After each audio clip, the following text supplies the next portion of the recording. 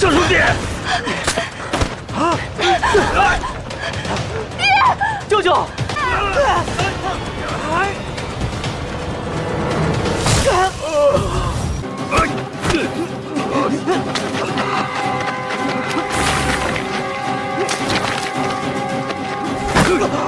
我就算死了，你也别想活！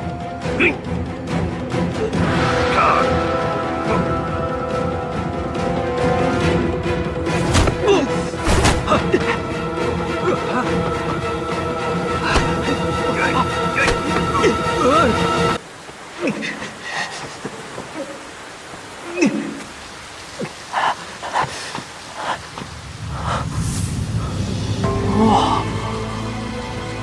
啊！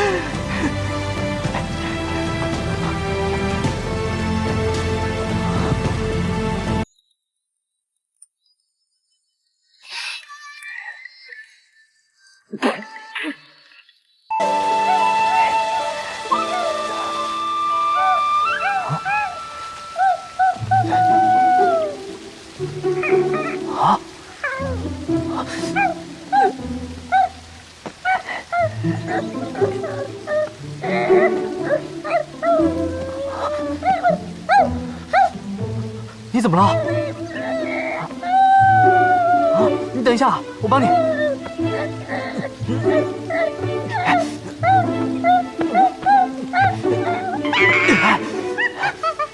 哎，小猴子，我给你采了些药来。来，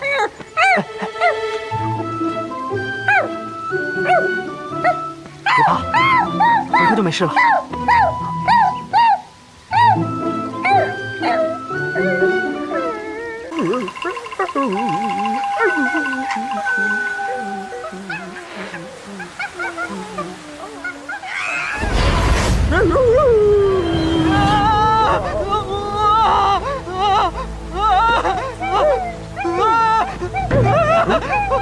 你是什么东西啊？什么呀？你肚子饿也不能吃了我呀！你怎么了？啊？你肚子不舒服吗？啊？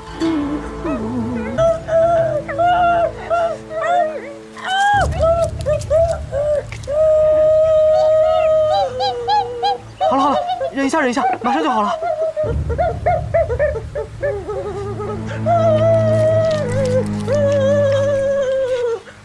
马上好了，马上好了。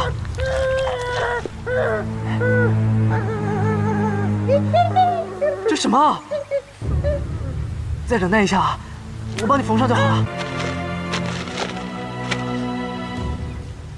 哇，这么多本啊！这怎么像本经书啊？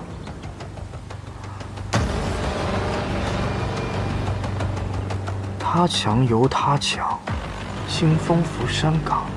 他横任他横，明月照大江。他自狠来他自恶，我自一口真气足。第一式，这不就是九阳神功的秘诀吗？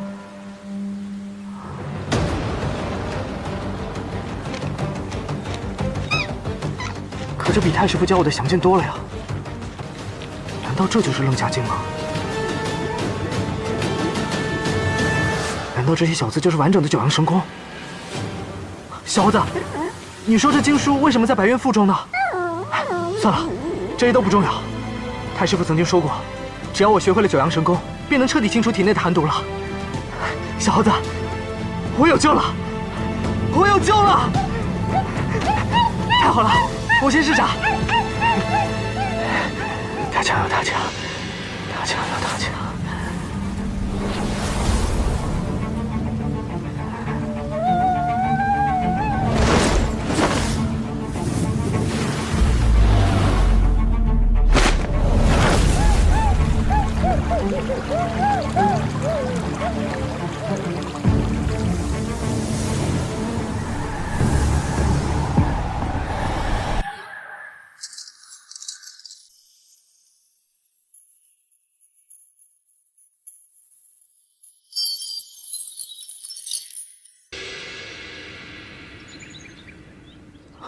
猪伯伯，猪伯伯，啊，是我呀，无忌。你小子出来了。是啊，我想我太师傅了，还有我几位师叔伯，我想我也应该回武当看看了。好，好，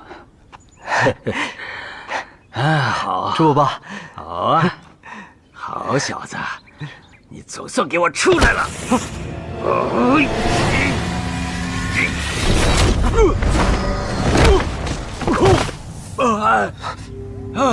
猪伯伯，我们还是想办法怎么离开这里吧。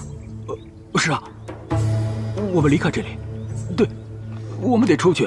啊，哎呀，这儿这么深，哎呀，那儿又那么高，我们得想个办法，得离开这儿。是啊，小兄弟啊，那你看，咱们怎么离开这儿啊？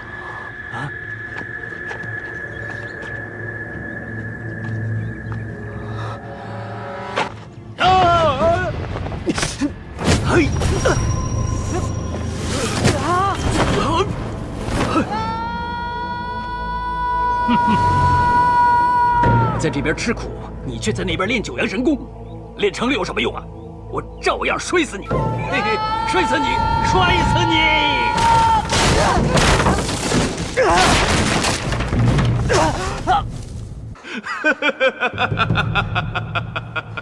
敢问何方神圣？敢问何方神圣？你是人是鬼啊？你是人是鬼呀？你到底是什么人啊？你在这干什么呀？你是什么人？你在这里干什么？我怎么知道啊？这才问你啊！我怎么知道？我在问你呀。你叫什么名字啊？嘘。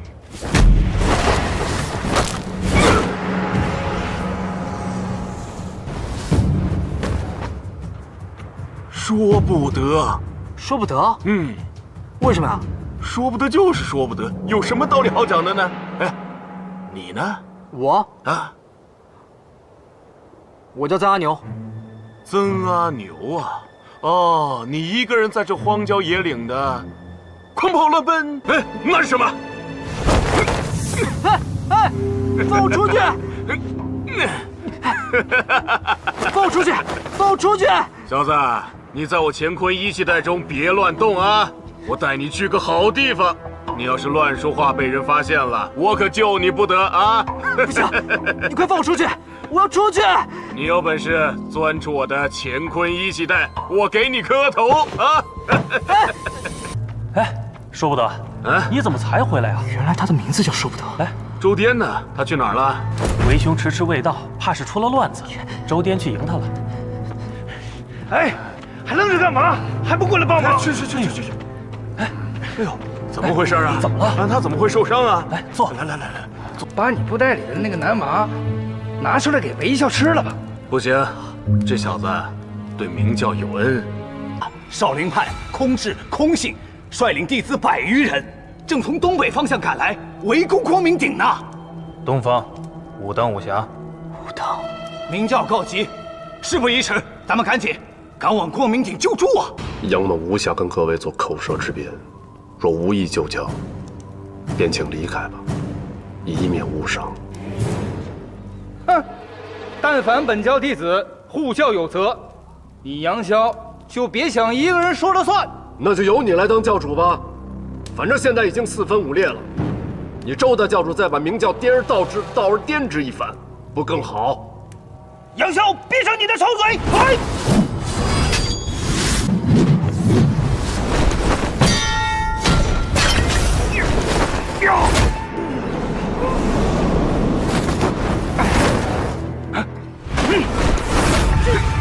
别胡闹了！你什么时候练成我的寒冰绵掌了？大家都是自己人，别伤了自己的老命！快撤掌啊！啊！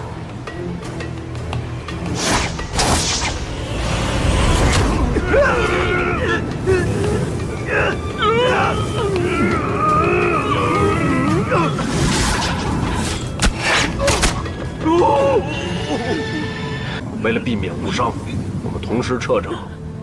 听我数3声。1、2。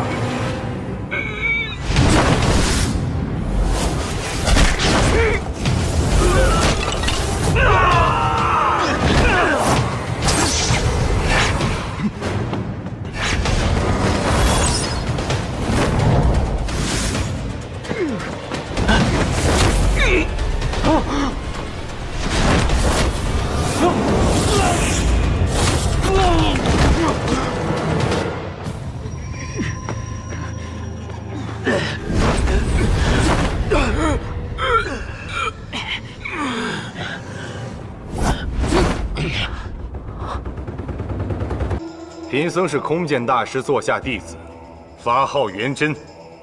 你们今天能够死在少林的手下，也算是不枉。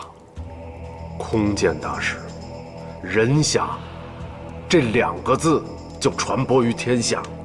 座下竟有你这种混账东西，我今天就替他清理门户。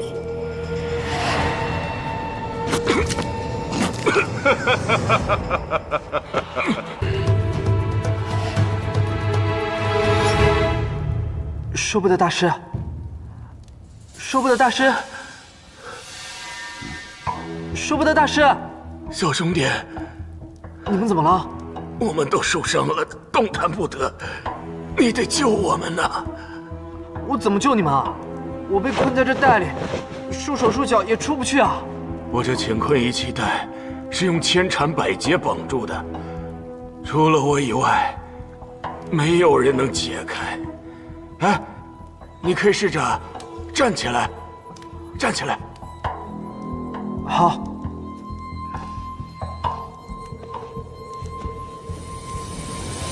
对，对，站起来，往前走，把这个恶僧给打死。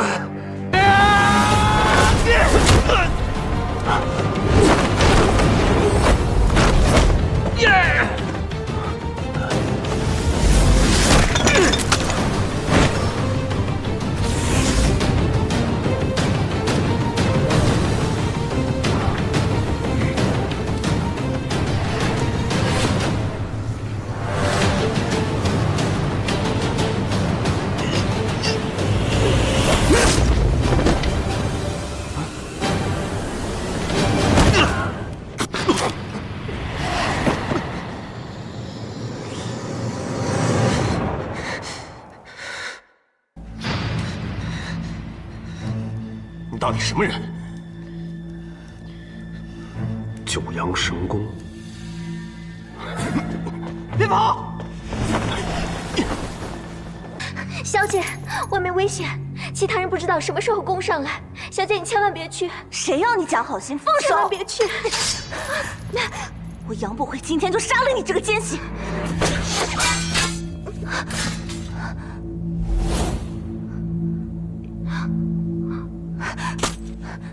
你是谁？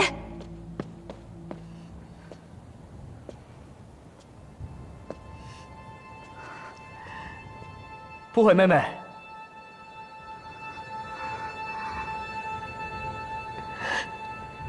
什么事让你这么生气啊？啊？你是无忌哥哥吗？你猜？无忌哥哥！哎呦，我的不悔妹妹长这么大了呀！真的是你啊？对啊。可是，你怎么会来这里啊？是说不得带我上光明顶的。我看见元真和尚进了这个房间，后来就消失了。对了，这房间里头可有别的出路？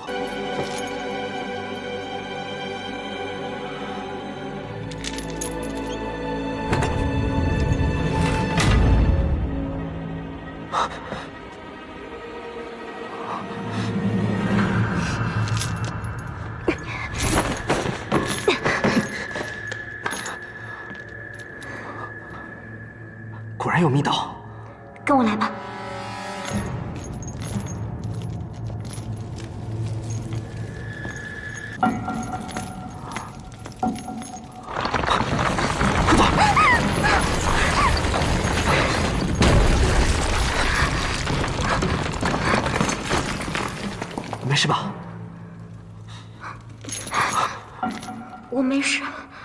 刚才情急所迫，我不是有意冒犯的。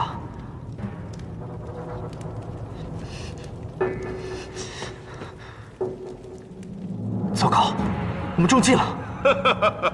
这小子，你今天就葬身于此吧，还有个伴儿陪你，算你走运。陈坤，你给我过来！你不用白费力气了，乖乖在这儿等死。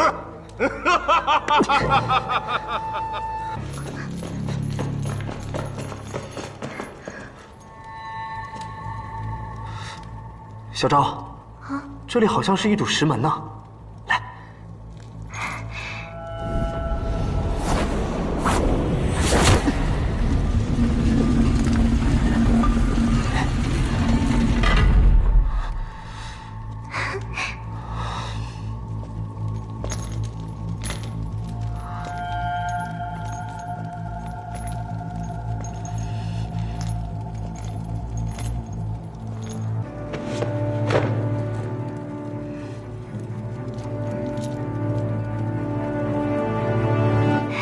恭喜公子，怎么了？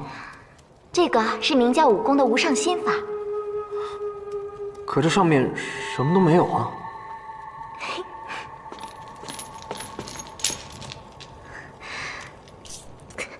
哎，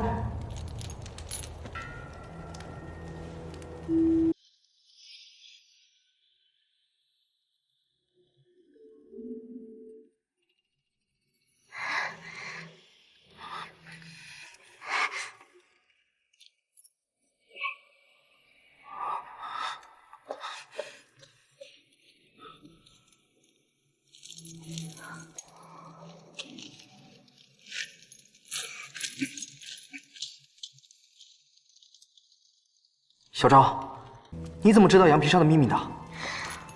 老爷跟小姐说过，我是无意中听。哎，对了，这有一封信，想必是杨教主写给杨夫人的，只可惜杨夫人还来不及拆开就死了。不如我们拆开看好不好？说不定杨教主有什么遗秘。四大护教法王，五行七师，无三人，半云一命曰：无论何人重获圣火令者，即为本教第34代教主。不服者杀无赦，令谢逊暂设教主之位，重分本教众务。原来杨教主才会安排，要我依附谢逊暂设教主之位。糟了，这唯一的出口被陈坤封住了。杨教主心里说过，只要练就乾坤大挪移神功，便可推石门而出。可当今世上，只有杨伯伯练过，就连他也说自己功力尚浅。更何况，我们也不知道吴万卫在什么地方。这地图上又没有注明，我们该怎么找啊？吴万卫，吴万卫是伏羲64位方位之一，乾进午中，坤进子中，其阳在南，其阴在北。这么说，吴万卫就是明夷卫和隋卫之间了，应该是这边。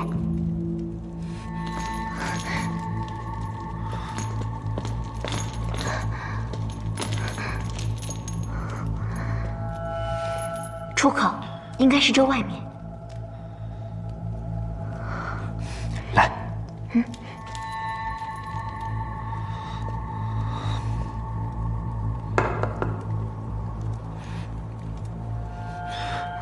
果然如此。虽然我不会乾坤大挪移，但我会九阳神功，可以一试。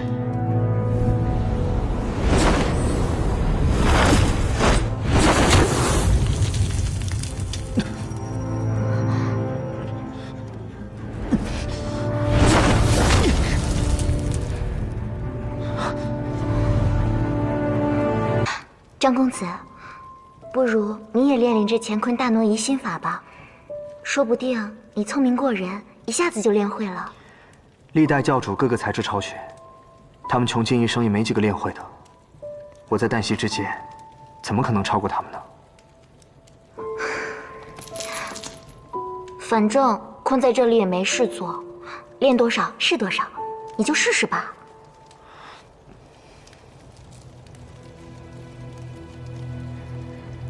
乾乾坤大挪移，乃在颠倒一刚一柔，一阴一阳，乾坤二气。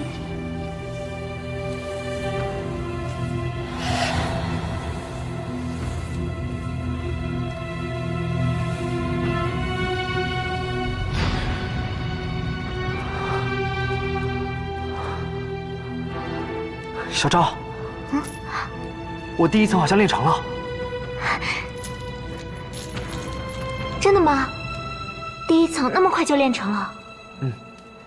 这第一层心法都是一些运气导行、移功使劲的法门，我又有九阳神功护体，并没有很难吧？此第一层心法，悟性高者7年可成，次者14年可成。公子，你果然聪明过人，一下子就练会了。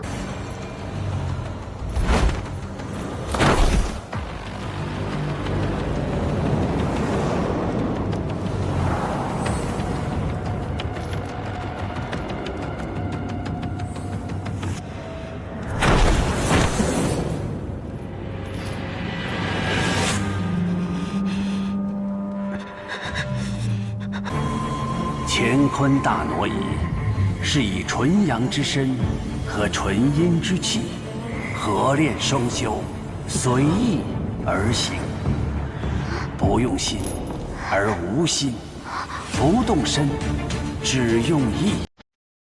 意动身少，神则少。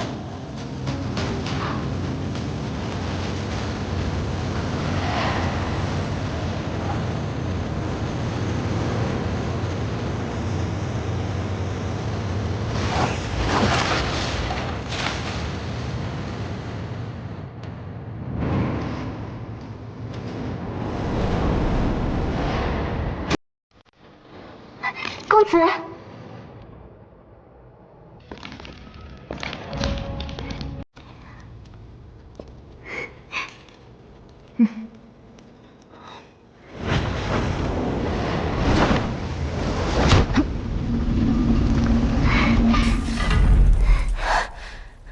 公子，我们成功了。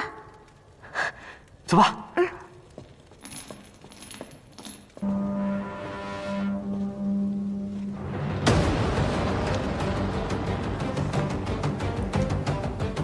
张司将，请吧。那张某人不客气了。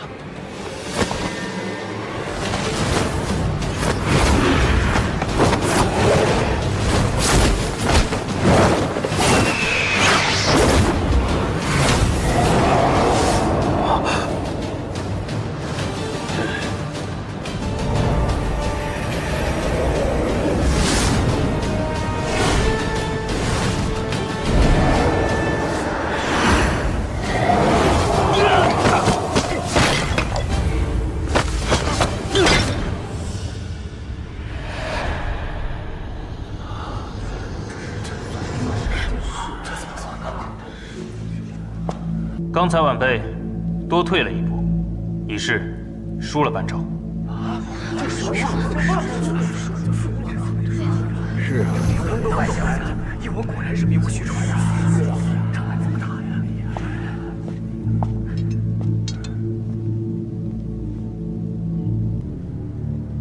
得罪了。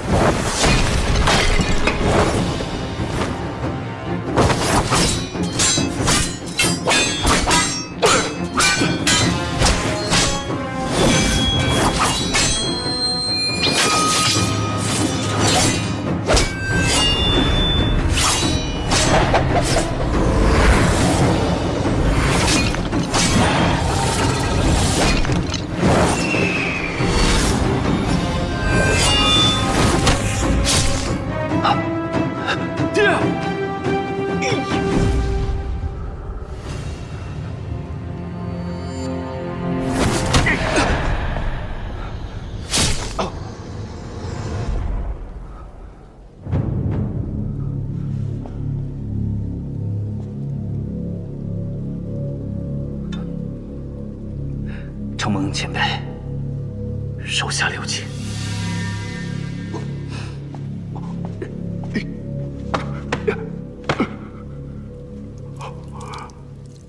宋大侠，请罢。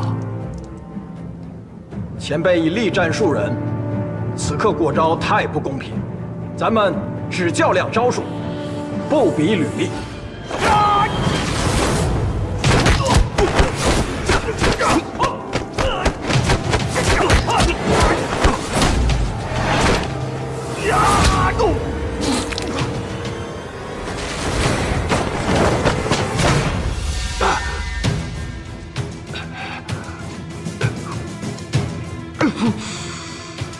宋大侠，既然你心慈手软，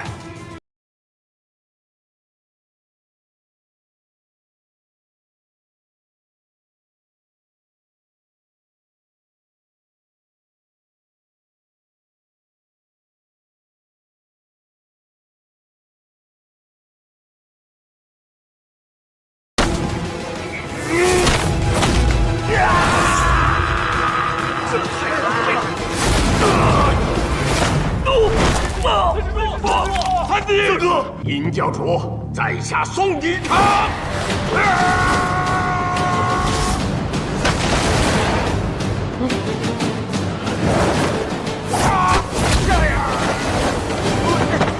二哥，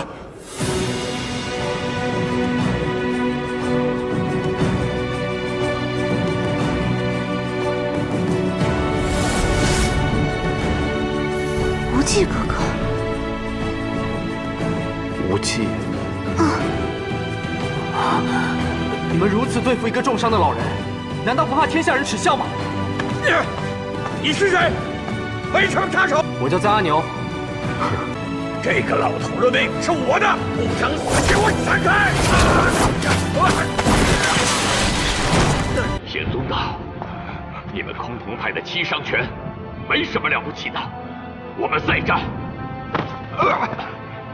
好，有种的，接我三招七伤拳！殷老前辈，待晚辈先替您接几招吧。如果晚辈输了，老前辈再上也不迟啊。小兄弟，你不像是本教的教头，请问你是哪一位的门下呢？我不属于明教，也不属于天鹰教，但对老前辈心仪已久，今日能与您并肩作战，乃是晚辈的荣幸。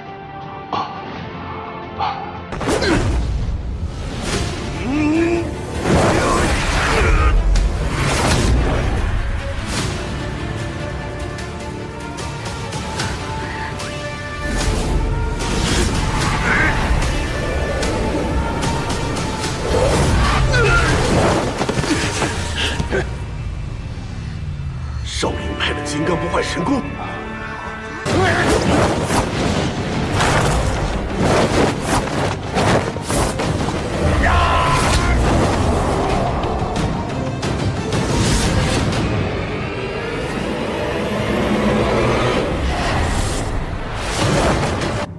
老大实在是看不过眼。曾施主，整点了。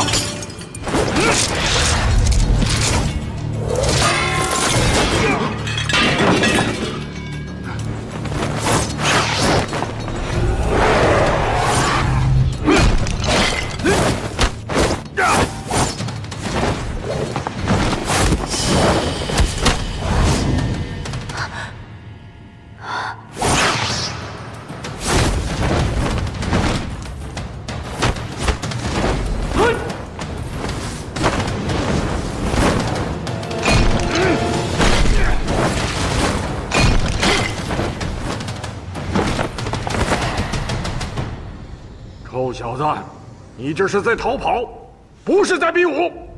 好，晚辈就接前辈几招。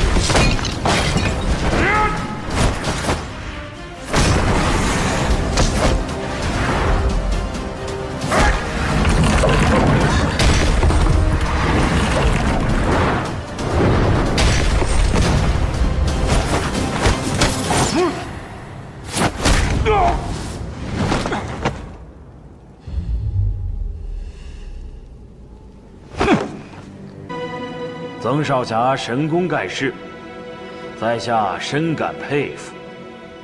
不知是哪位前辈高人的门下，可否见告？敢问阁下是？在下华山派掌门仙于通。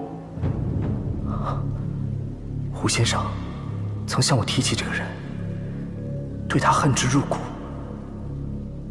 曾少侠始终对自己的师承来历有所隐瞒，这难道其中有什么难言之隐吗？我又没在苗疆身中剧毒，也没害死金兰之交的妹子，哪有什么难言之隐呢？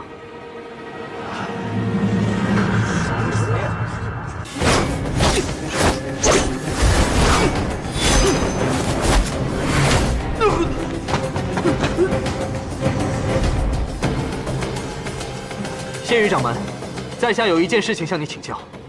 你当年身中剧毒，九死一生，胡青牛先生3日3夜不眠不休地治好你，又和你一结金兰，你为什么如此狠毒，要害死他的妹子？武林中人讲究有恩报恩，有怨报怨。蝶谷一仙乃明教中人，你深受明教大恩，今日反而率领门下的弟子来攻打明教。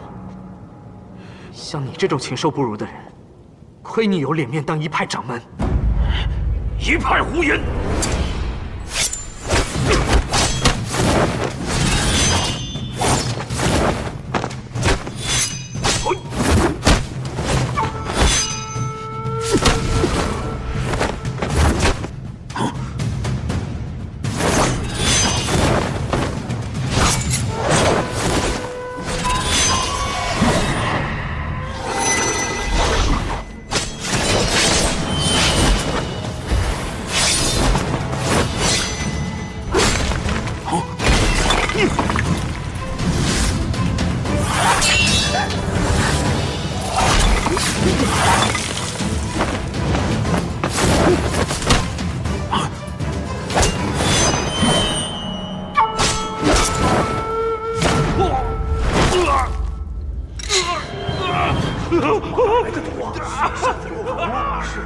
大哥，这快救我！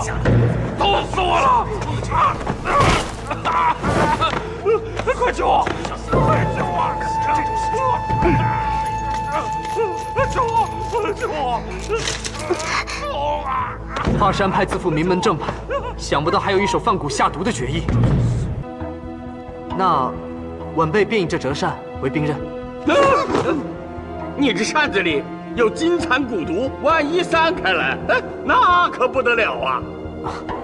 前辈说的是，那我用什么兵器，便由前辈来决定吧。那就让他占点便宜。那我就给他一件趁手的兵器。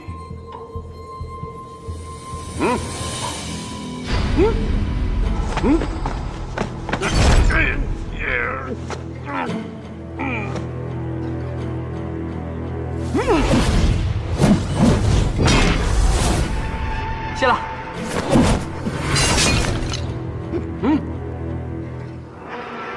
两位，来吧。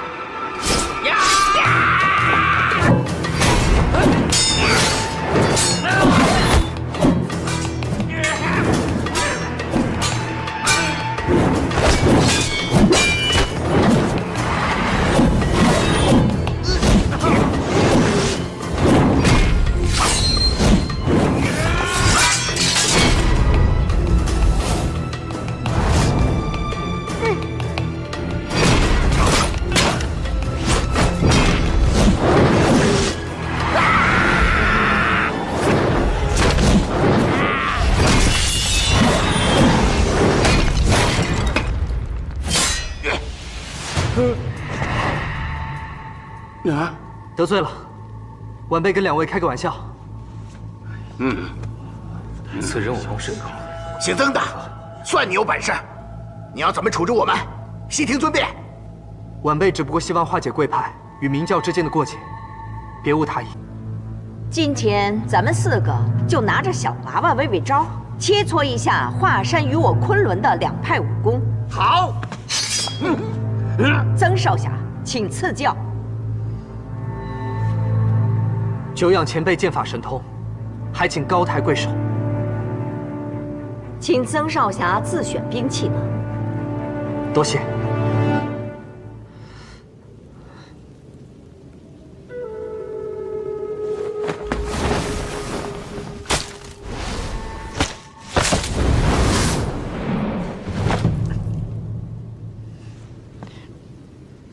在下便以这梅枝为兵刃，领教华山、昆仑两派的高招。啊？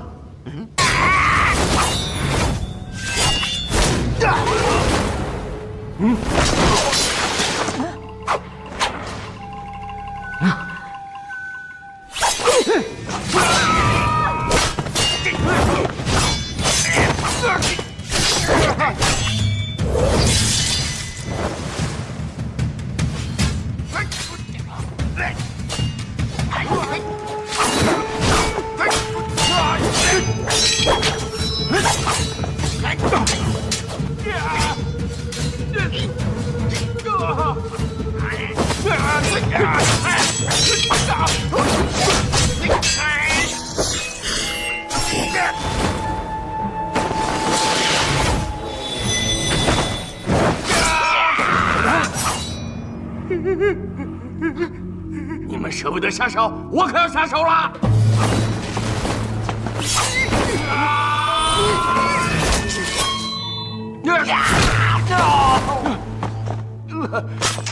老小子，敢砍我！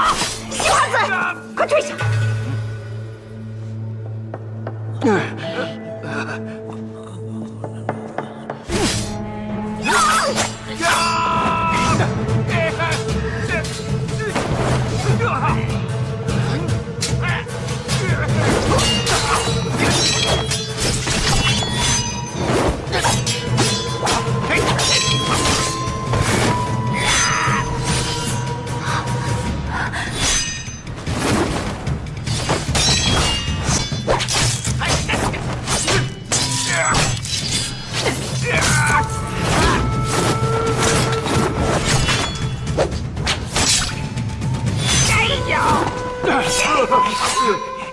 师弟，你下手轻点行不行啊？我砍的是他，不是你。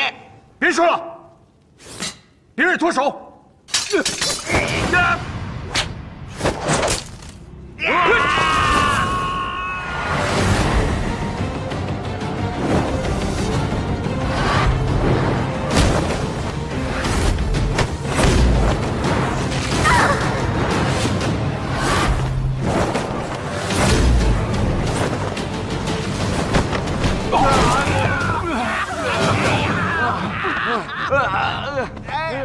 去！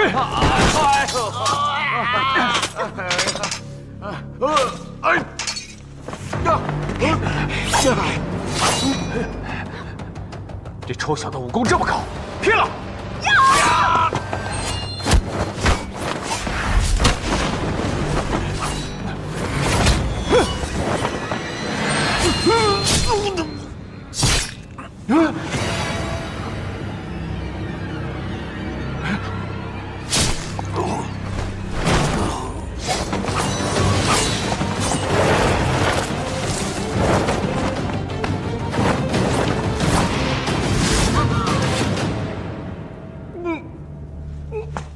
曾少侠，智勇双全，我昆仑派服了。走。啊！快！我峨眉不服。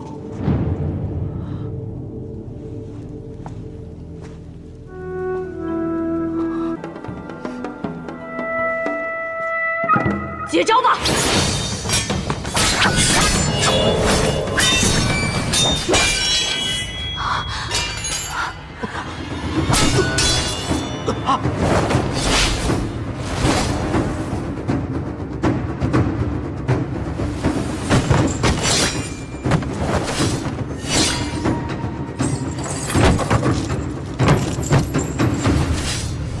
今日咱们是剿灭魔教，并不是比武争胜。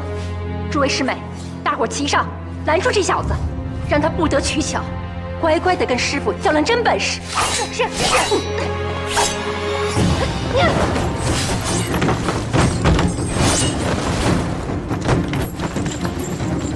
周师妹，这该不该拦在你？该不该让也在你了？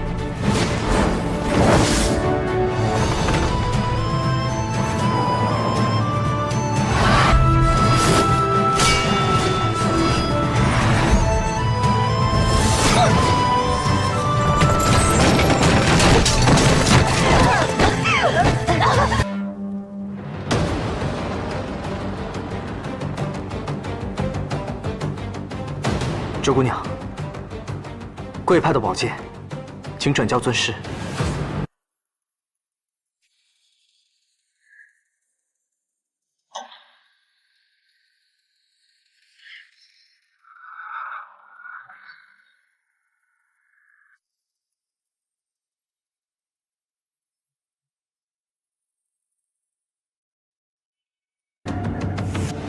芷若，一剑把他给杀了！如果你还认我这个师傅，还认自己是峨眉弟子，你就一剑把他杀了。师傅，你想违抗师命？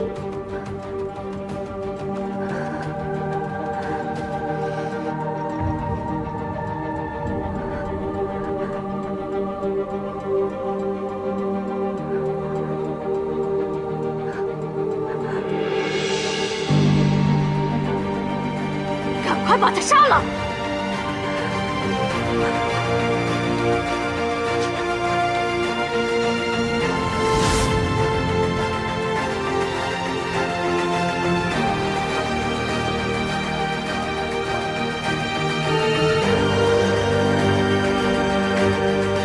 杀了他！杀了他！杀了他！杀了他！杀了他！杀了他！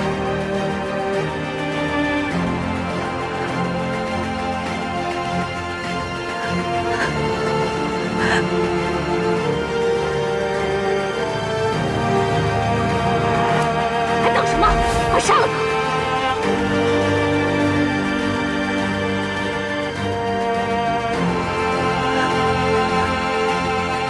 杀了他！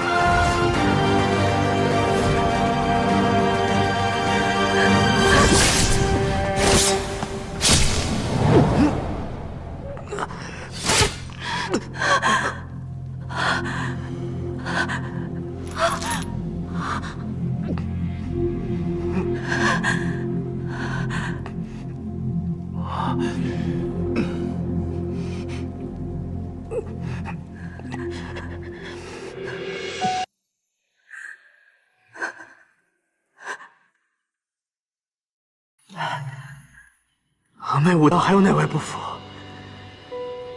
请出来较量！我峨眉今日已败，若你不死，他日再与你算账。现在六大派只剩下武当，此行成败，全仗武当裁决。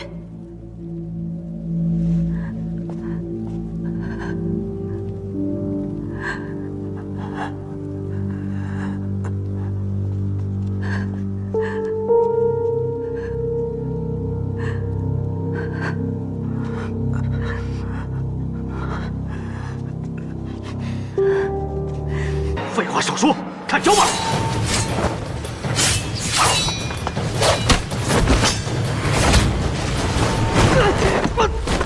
秦叔，秦叔，秦叔，秦叔！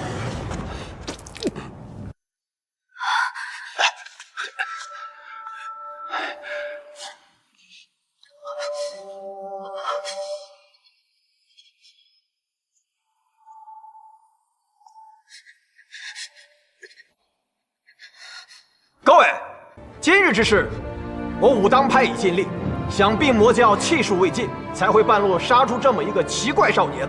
待这位少年伤愈之后，我武当派会卷土重来，到时候再决胜负。哎，六弟，姓曾的，尹丽婷跟你无冤无仇，我若再伤你，便枉称侠义二字。但是我跟这个姓杨的夺妻之恨，今天这个仇我一定要报。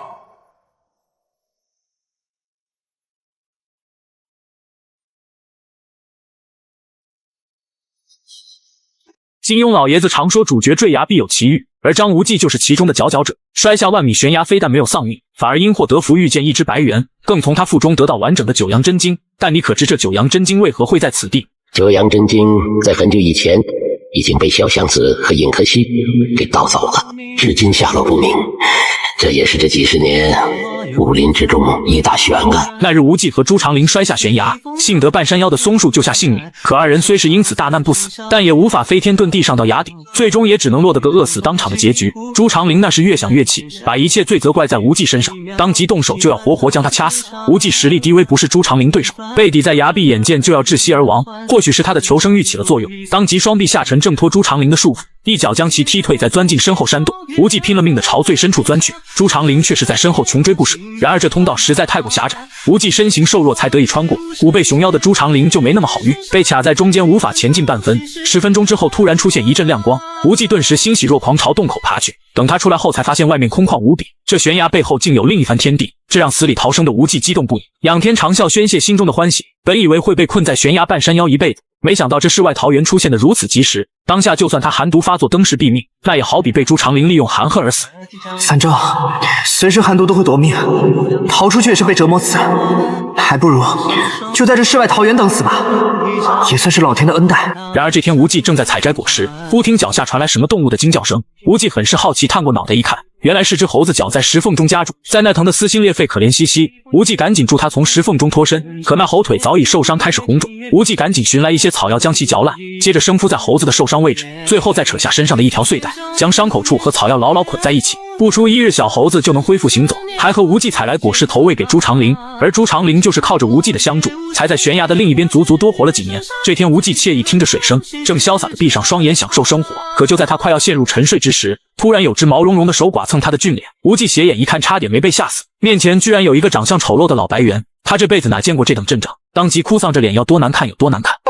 你是什么东西啊？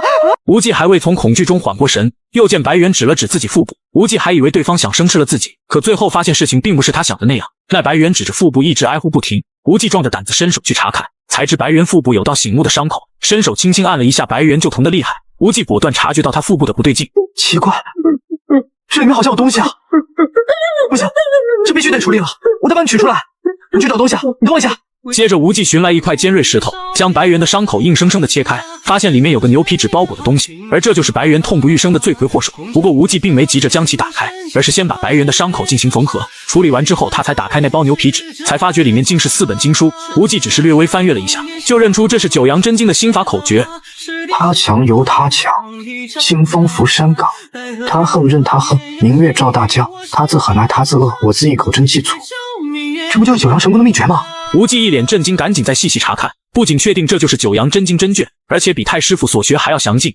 有一次觉远大师受了伤，我就和故乡女侠日夜守候着，当时在睡梦当中还在背诵九阳真经，故乡女侠得其广，无色禅师呢得其高，我呢却得其纯。张三丰曾经给无忌说过，九阳真经写在楞伽经的夹缝中，难道这4本就是传说中的楞伽经？而这些密密麻麻的小字就是九阳真经的完整版。想到此处，无忌涌起一丝希望，因为太师傅说过能救无忌的就只有完整版的九阳神功。无忌不做犹豫，赶紧盘腿尝试修炼。他强了，他强了，他强了，他强了。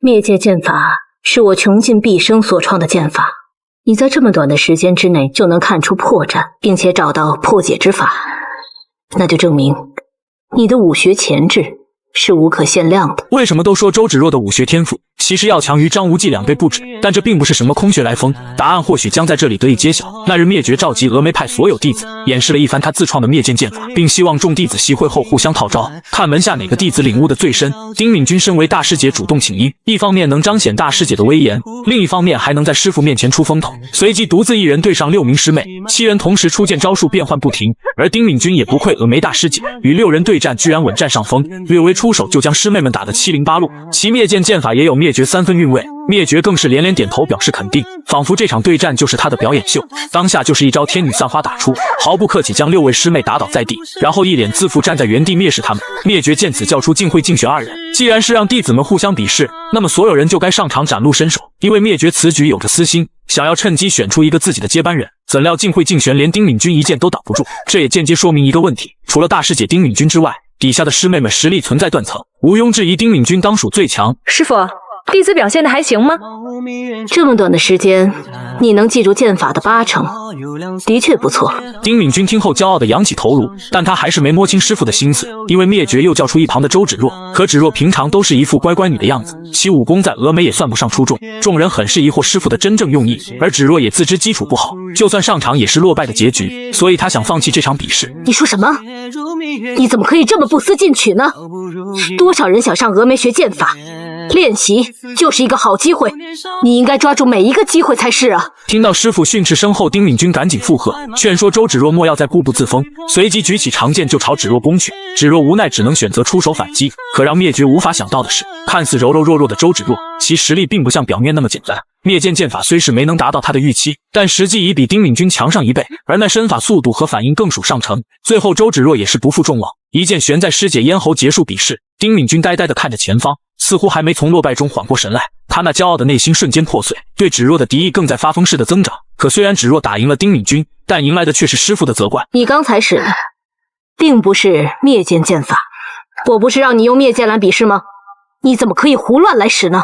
师傅，刚才一时情况危急，不知怎的自然使出，望师傅恕罪。看在芷若真心认识错误的份上，灭绝也不好过多追究，只是告诫剑法必须要按部就班，否则急于求成定会随时送命。说完，灭绝就踏步离开了这里，却没注意丁敏君眼神中的恨意。于是就在次日芷若准备午饭时，丁敏君进来就是一巴掌扇了过来。芷若满脸委屈问了句为什么，又被丁敏君狠狠扇了一耳光。因为你今天做的饭很难吃。芷若知道这不过是丁敏君的借口，但碍于她是大师姐，又敢怒不敢言，可她还是小瞧了丁敏君的报复心。她接着指点师妹们剑法的机会，对着芷若出声挑衅，甚至百般刁难。她为了报昨天的一箭之仇，逼迫芷若再和她比试一下剑法。可芷若无心出手，想着息事宁人，却没料到丁敏君更加得寸进尺。好小子，你总算给我出来了！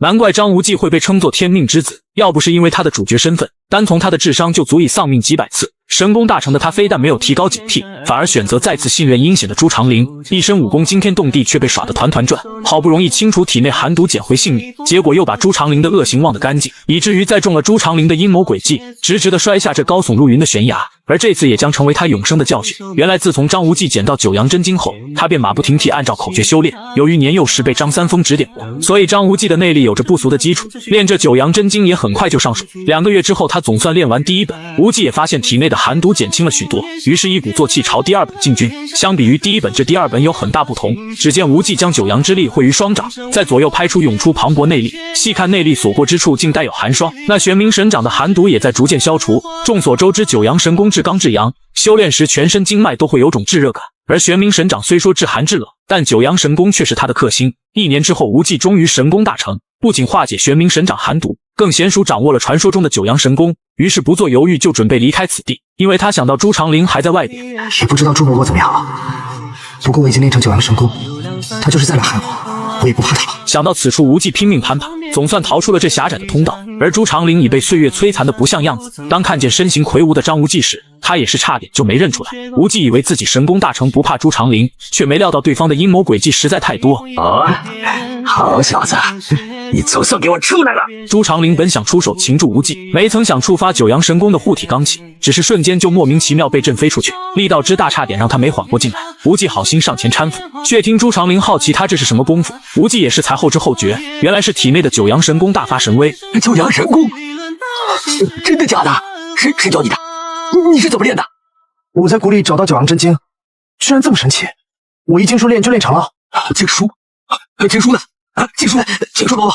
朱伯伯，我没带在身上，留在那边了。听闻朱长林想要去拿九阳真经，可无忌却上前将他拦下，接着谎称自己不知丢到了哪里。眼下重要的还是离开此地，这让朱长林感到一阵心疼，连骂3句暴殄天物，心有不甘。可当无忌上前安慰他之时，朱长林又有了个歹毒的计划。他先是降低张无忌的戒备之心，又真心后悔当初犯下的大错，希望张无忌大人有大量，不与他这种见识浅薄的人计较。无忌心善，还真以为他悬崖勒马，于是就对之前的事不再追究，接着和朱长林寻找重返崖顶的办法。怎料朱长林刚才不过是假象，他故意将无忌引到悬崖边上，并通过不断说话分散他的注意，接着脚挂一根藤条假装摔倒，无忌伸手援助却正中他的肩颈，随即用力一拉就将他丢下了悬崖，而自己借助藤条重新站回原地，想跟他斗。张无忌还是太年轻，在这边吃苦，你却在那边练九阳神功，练成了有什么用啊？我照样摔死你！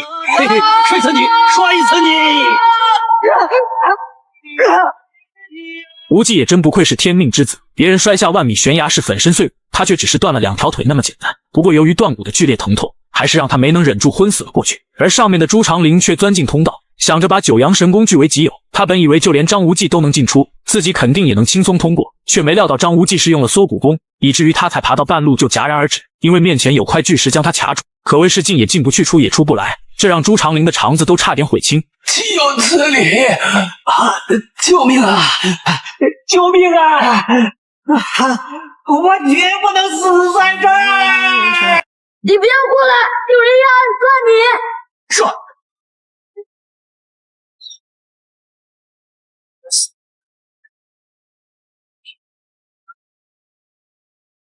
哪儿的鼠辈，出来！没想到在明教横行天下的年代，居然还有人胆敢暗杀杨逍。乍一看，原来是何太冲这对夫妇，二人手持昆仑两仪剑法，怎料却连杨逍的衣角都未能碰到。而这两仪剑法又源自4象八卦，招式共有64种变化。何太冲夫妇自幼练习剑法娴熟，但传承由于太过久远，造成部分招式已经失传，以至于何太冲夫妇的两仪剑法威力不及巅峰时期的1/3，所以杨逍根本不屑与他们交手，仅凭身法便能破解二人剑招。原来是昆仑的何太冲还有夫人，真够下三滥的。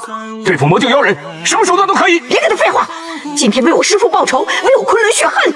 那就把你们会的都使出来。说罢，杨逍率先动起手来。他身为明教的光明左使，完全不是何太冲夫妇所能比拟。面对二人出神入化的两仪剑法，杨逍简单出招便能游刃有余，甚至全程脸色都没有半点变化。何太冲夫妇见此迅速变招，以无声无色剑招两面夹击，二人默契持剑朝他刺去，却见杨逍两指一夹将长剑锁住，一招阴阳互换便抵在二人咽喉。不过杨逍却毫无半点杀心，对于这些只会暗中偷袭的鼠辈，他杨逍眼中只有不屑二字。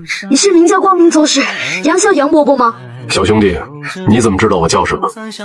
不会，何小天，他是你爹啊！杨逍眼中闪过一丝疑惑，自己可是明教有名的单身汉，怎么可能突然冒出个女儿来？直到无忌说出那3个字后，杨逍才终于恍然大悟。他娘爹是峨眉派女侠纪晓芙。小芙，你是小芙的女儿。小芙有女儿了。眼见杨逍误会无忌，赶紧拿出铁焰令。杨逍脸色一正，明白了什么，原来这小女孩是自己的女儿。他赶紧将杨不悔揽入怀中，骨肉相连的感觉顿时涌上心头。冷静之后，他才想起重点，询问纪晓芙如今身在何处。杨不悔或许此刻还没缓过神，愣愣看着杨逍，一言不发。无忌只好把这残酷的事实讲出，他心心念念的纪晓芙已经离世。杨逍听后只感觉天崩地裂，他又怎敢相信这个事实？两人不过分别10余载，怎么就突然阴阳两隔了呢？没想到当初的一拍两散，居然成了他们二人最后的见面。恍惚间，他无力地蹲在地上，回忆曾经和纪晓芙的一切。强如一人之下万人之上的杨逍，也在此刻体会到什么叫做心痛。然而这时无忌注意到何太冲夫妇，他们虽是倒地不起，但贼心不死，居然还想趁机对杨逍下毒手。无忌赶紧上前想要唤醒杨逍，可叫了半天却是毫无反应。又见何太冲夫妇已经持剑冲来，眼见二人即将就要得手之时，杨逍突然用双手抓住他们的长剑，力道之大竟让二人无法挣脱。可这两夫妻又岂会束手不策？当即猛刺长剑，差点弄瞎杨逍双眼。杨逍大怒，暗中调戏蓬勃内力，将二人长剑轻易断成2截，再打出一拳将他们轰飞数米之远。怎料何太冲夫妇仍不死心，势必要将杨逍诛杀在即。杨逍本就心情不爽，当即决定好好教训这2个鼠辈。只见杨逍挥出一掌打在二人手臂，紧接抓住他们的手腕往中间一拽，二人长剑扑哧一声插入对方左肩，最后又硬生生的将二人用力分开。砂锅大的拳头开始买1送1，夫妻二人差点被这套组合拳打死。杨逍却脸色淡然，面露杀机。夫妻二人这次终于见识到厉害，赶紧夹着尾巴就溜之大吉。过后杨逍静静地抱着女儿，双目失神，宛如行尸走肉。无忌在一旁都不知道怎么办，半晌后他才问起纪晓芙的死因。灭绝师太以掌门之位作赏，命季姑姑来杀你，季姑姑不肯答应，就被师太一掌拍死了。你好傻！季姑姑情深意重，宁死也不肯向你下毒手。既然杨不回忆和杨逍重逢，无忌也到了告辞离开的时候。杨逍本想劝说无忌留下，并承诺传授绝世神功，可无忌深知自己时日已不多，就算神功盖世又有什么用？不如趁现在多出去走一走，看一看这地大物博的世界。小兄弟，你对我们的恩情，我愧无以报。若以后有任何需要我的地方，杨某责无旁贷。多谢杨伯伯。